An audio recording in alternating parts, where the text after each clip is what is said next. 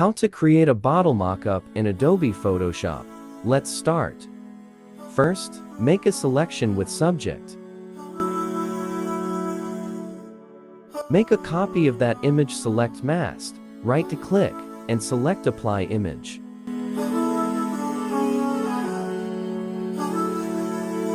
Select Poster Image, right-click, and select Create Clipping Mask. Change Blend Option Normal to Multiply. Adjust the image.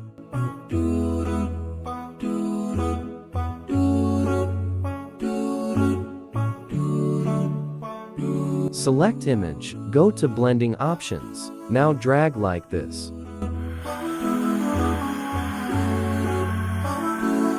Click OK. Hope you liked it. Thanks for watching.